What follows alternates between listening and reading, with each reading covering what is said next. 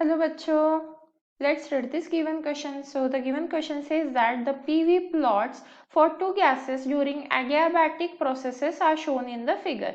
The graphs 1 and 2 should correspond respectively to. तो देखिए बच्चों, क्वेश्चन में हमें क्या बोला गया है, हमारे पास P और V के बीच में ग्राफ प्लॉट किया गया है और P और V मतलब क्या होता है, प्रेशर एंड वॉल्यूम, और ये क्या एडियाबैटिक प्रोसेस है।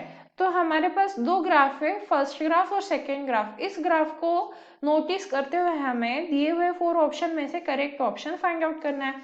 अब इस क्वेश्चन के लिए हमारा की कंसेप्ट क्या रहेगा, सबसे पहले हम की कंसेप्ट लिख लेते हैं। तो की कंसेप्ट हमारा रहेगा एडियाबैटिक प्रोसेस।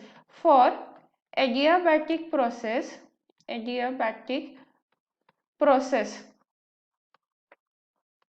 क्या हो जाएगा हमारा, P V raise to the power gamma. ये क्या होता है, कांस्टेंट होता है। ये एडियाबैटिक प्रोसेस के लिए ही होता है पर्टिकुलरली।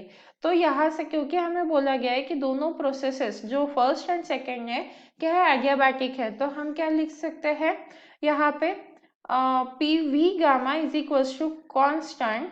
ये हम इस ग्राफ के लिए अप्लाई कर सकते हैं। अब अगर हम दोनों तरफ डिफ्रेंशिएट कर दे तो यहाँ पे क्या आ जाएगा, ऑन डिफ्रेंशिएटिंग हमें क्या मिलेगा, अगर हम दोनों तरफ डिफ्रेंशिएट कर देंगे, यहाँ पे आ जाएगा हमारा gamma P V raise to the power gamma -1 plus क्या आ जाएगा हमारा D P divided by D V V raise to the power gamma is equals to 0 हो जाएगा।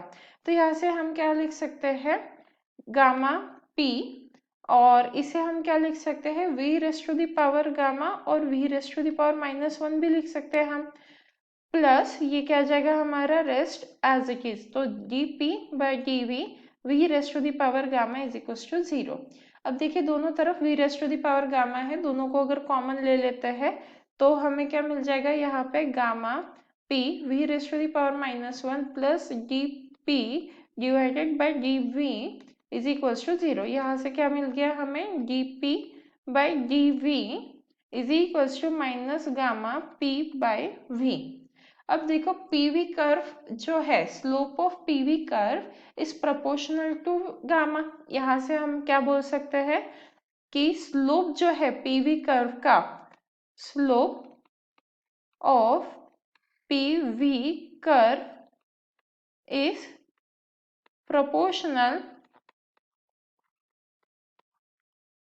proportional to gamma. अब अगर सब कुछ गामा पे डिपेंड करता है तो हमारा जो डायटोमिक गैस है, क्योंकि देखो हमने अभी जस्ट लिखा है पीवी कर्व का जो स्लोप है वो गामा पे प्रोपोर्शनल है, तो डायटोमिक गैस के लिए गामा की वैल्यू क्या होती है 7/5, जो कि कम है, लेस है compare to monoatomic gas, क्योंकि मोनो एटोमिक गैस के लिए गामा की वैल्यू क्या होती है, monoatomic gas gamma is equals to 5/3। अब अगर हम स्लोप नोटिस करें तो जो स्लोप ऑफ पीवी कर्व है लेस है for the diatomic gas compare to the monoatomic gas. मतलब कर्व 1 देखिए उसका स्लोप क्या है, कम है हमारा, तो वो क्या हो जाएगा डायटोमिक गैस। तो फर्स्ट कर्व जो है वो क्या है हमारा डायटोमिक, और वही सेकेंड कर्व क्या है हमारा मोनोएटोमिक।